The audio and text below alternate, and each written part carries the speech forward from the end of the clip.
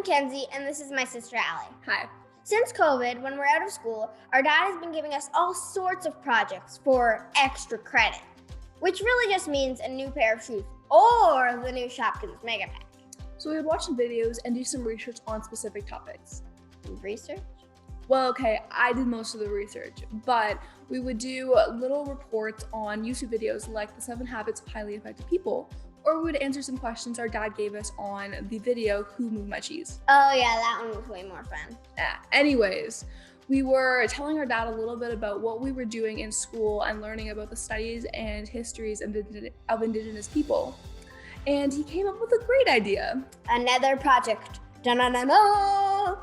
He was not really agreeing or disagreeing with what we had to say or what our teachers were telling us, but he said it might be important to get a few different perspectives. He told us that our grandpa had served on the board of the Toronto Bail Program and that they did some work with the First Nations, Métis, and Inuit.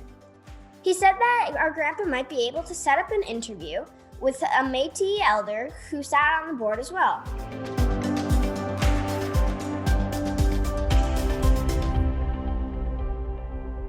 Before we begin, even though we're on a Zoom call, we would like to acknowledge that we are on the traditional territories of the Anishinaabe of the Credit First Nation, on whose ancestral and treaty lands we teach, learn, and live.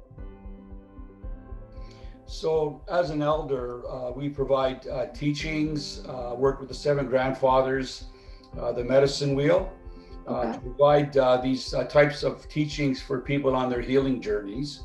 I also help the hospital as well to have an understanding on how to work with Aboriginal population. What do you do with the bail program? So with the bail program, it's we work with mutual community members. I don't call them clients, I call them community members. And so we work with them. They come into the program, they do referrals. We do plan of cares, and we also do discharge planning as well. And so they will do a referral, and then the community member will come in to the program, and we'll start coming to get tools, teachings to help themselves on their journey to live a healthier lifestyle. And so there will be a conversation back and forth all the time with the workers from the bail program and with the community members that come in. I was really nervous before talking with Elder Little Brown Bear because of how well he's known for all of the work he does in the community. After we did some reading on him, I felt really lucky to be able to speak with him. He was really nice and helped us learn about some of the things we really had no idea about. We also got a chance to learn about some of the specific things the bail program does with all of their clients.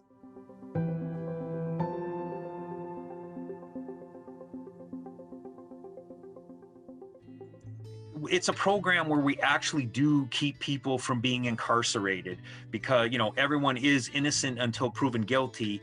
And with this program, there are people who do not have access to money or don't have people in the community to sign a bail for them. It's called a surety bail, either because they're a newcomer to the city, or it could be because quite frankly, they burn their bridges with their family. There could be mental health issues and or addictions issues, or they could just be people who are continually in and out of trouble and their family and friends have written them off, or they have chosen not to have contact with people anymore. We deal with a lot of marginalized people, vulnerable people, we call them. So I figured it was a good place to land, and I started here in 1989.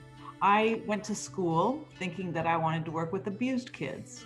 So when I was in university, I worked with a program called Challenge 86 and Challenge 87 way back in the day. I'm kind of dating myself, but it was sort of a recreational / therapeutic camp for abused kids.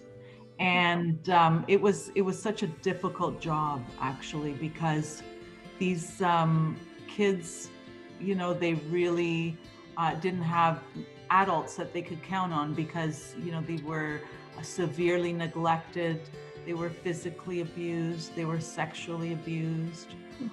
And it was just emotionally very, very difficult for me. So the first year I dealt with all ages. The second year I sort of specialized with preteen behavioral difficulty kids. And you can understand, they were abused kids. So they get upset, they hit. That's what they're used to, right? Yeah. And so I looked at these kids and I said, oh my God, these poor children, you know what? They don't stand a chance because they're gonna all grow up and be involved in the criminal justice system. And it was then that I knew, you know what? I think that's where I need to be. I need to deal with adults so I won't be as emotionally involved as I was with kids. 31 years later, here I am. But you know what? That job was fantastic for me because it gave me the insight. It gave me the insight to know where a lot of our clients are coming from. A lot of them are just, their lives have been filled with trauma.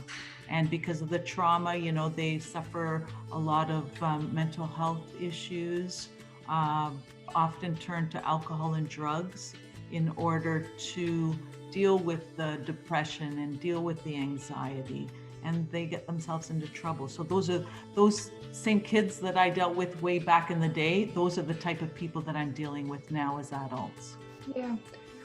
Could you walk me through some of the things that you do to help these people in the program? What are some of the steps that you take with like going through it? Sure.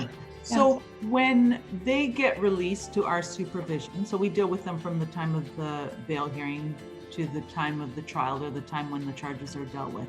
So right when they first get released, when they come for the intake, that's when we sit down with them and spend a lot of time and try to determine what is the supervision going to look like? What's the plan of supervision?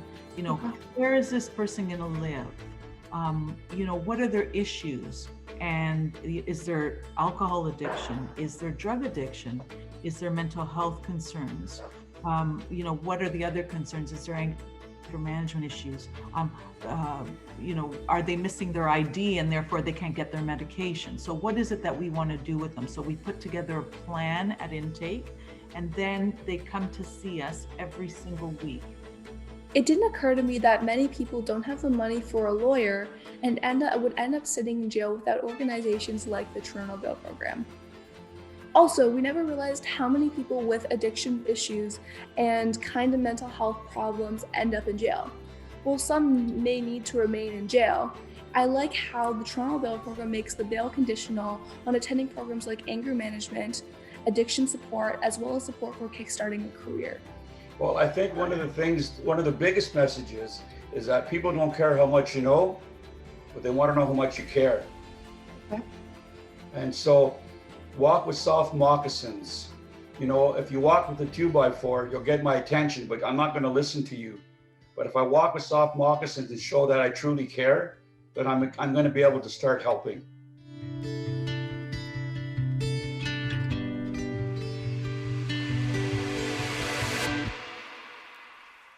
It's important to me because as part of my value system, it's important to help and serve in the community. I've done that a number of different ways. Yeah. And I saw this one was a very good way. I'm not sure if anybody talked to you about the term recidivism, but what it means is it's a return to jail rate. So many people who are charged and actually sit in jail, 80% of them return to jail. Okay. With the bail program, only 20% of those people return. So it makes a huge difference in the quality of people's lives and their ability to get out of legal trouble and to be a contributing member to society. And I thought that would be a good place for me to spend some time. Dad encouraged us that it's really important to raise awareness and that we could even share this project online. But both Ali and I were wondering, what else could we do to help? What a mistake. Dad thought it might be a good idea to take this project to a whole other level. We thought about clothing or food or even volunteering, but Dad says that sometimes money is the best thing to give. Sidebar, not all charities are as efficient as others. Dad made me look into the fact that some charities give very little money to actual programs, and that there are lots of scams out there where people use very similar names and websites to legitimate charities. So you have to be very careful, but that's a whole other project. Okay, we began to understand that money might be the most important thing to give, and then came Dad's wonderful idea to use our Christmas budget to give to a charity. A portion of the budget? Okay, So one of the main reasons why the Toronto Bail Program was formed was to help people make bail after being charged for mainly minor crimes, if they didn't have a lot of money or family that could help them out with it. The idea was to keep them out of jail for months or even longer while they awaited trial. Grandpa says that often people who have to go to jail often end up going back after they're in the system. Recidivism. Exactly.